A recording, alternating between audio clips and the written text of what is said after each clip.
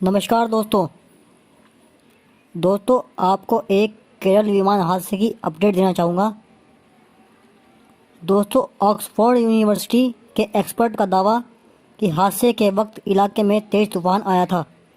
मृतकों का आंकड़ा 21 हुआ।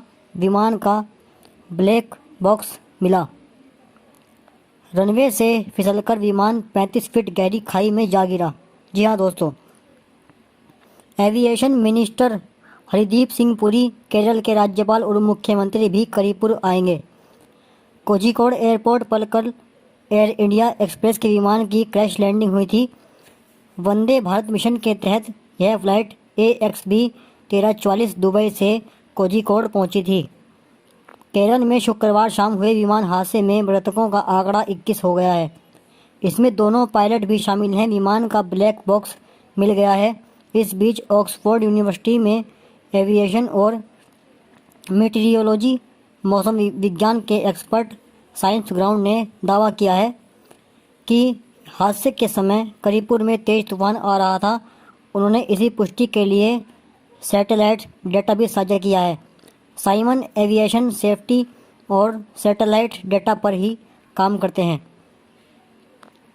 कल वंदे भारत मिशन के तहत एयर इंडिया एक्सप्रेस की यह फ्लाइट AXB 1344 दुबई से कोझिकोड पहुंची थी।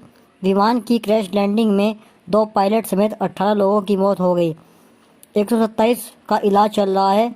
बताया जा रहा है कि 15 की हालत गंभीर है। विमान में कुल 191 लोग सवार थे। इनमें 128 पुरुष, 47 महिलाएं, 10 बच्चे और 6 क्रू मेंबर्स थे। दोस्तों, हादसे का जायजा लेने के लिए विदेश राज्य मंत्री P मुरलीधरन मौके पर पहुंचे। केरल की स्वास्थ्य मंत्री KK शैलजा ने कहा, रेस्क्यू ऑपरेशन में लगे सभी लोगों का होम आइसोलेशन में चले जाना चाहिए। राज्य सरकार उनका कोविड टेस्ट कराएगी। दुबई में भारतीय दूतावास शनिवार को खुला रहेगा ताकि मृतकों के परिवारों और घायलों की मदद की जा सके। एविएशन मिनिस्टर हरदीप सिंह पुरी ने कहा, 127 लोगों का अस्पताल में इलाज चल रहा है। बाकियों की इलाज के बाद छुट्टी हो गई है। मैं भी करीपुर जा रहा हूँ। विमान में आग लग जाती तो हमारा काम और मुश्किल हो जाता। एविएशन मिनिस्टर हरदीप सिंह पुरी, केरल के राज्यपाल आरिफ मोहम्मद खान और मुख्यमंत्री P विजयन भी वहां जा रहे हैं।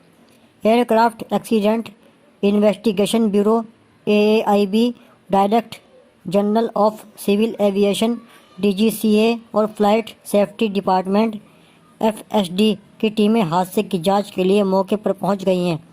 दिल्ली से एयर इंडिया का एक विमान जांच टीमों को लेकर कोझिकोड पहुंच गया है, जबकि पीड़ितों और उनके परिवारों की मदद के लिए एयर इंडिया एयरफोर्स की एक स्पेशल फ्लाइट मुंबई तक भेजी गई है।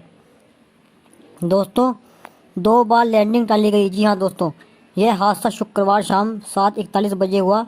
फ्लाइट भारी बारिश के दौरान एयरपोर्ट के रनवे नंबर 10 पर लैंड कर रही थी। पायलट को लैंडिंग करने में दिक्कत आ रही थी। 2 बार लैंडिंग टाल भी दी गई। तीसरी कोशिश के दौरान फ्लाइट फिसल गई और रनवे से आगे निकल गई।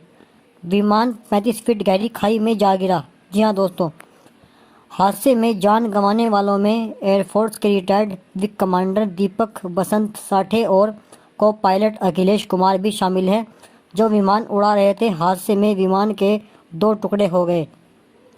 हादसा कैसे हुआ ये आपको बता दें। शहर में तेज बारिश हो रही थी।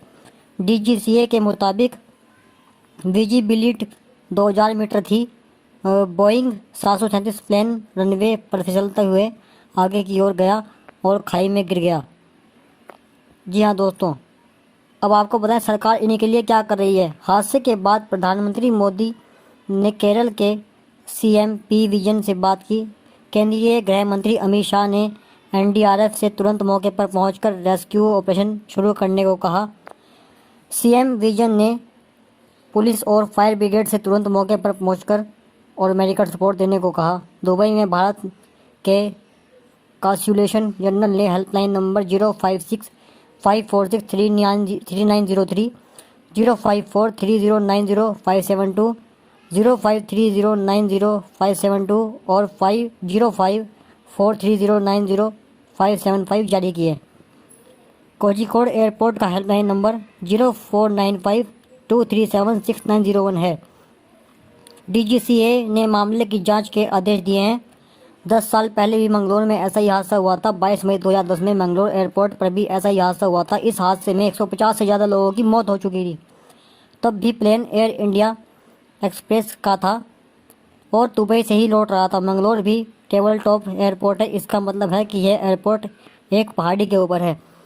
तो दोस्तों, हमारे चैनल को सब्सक्राइब करें ताकि आपको ऐसी जानकारी आगे भी मिलती रहे और साथ में घंटी वाले आइकन को भी दबा लें। आपका दिन शुभ हो। धन्यवाद।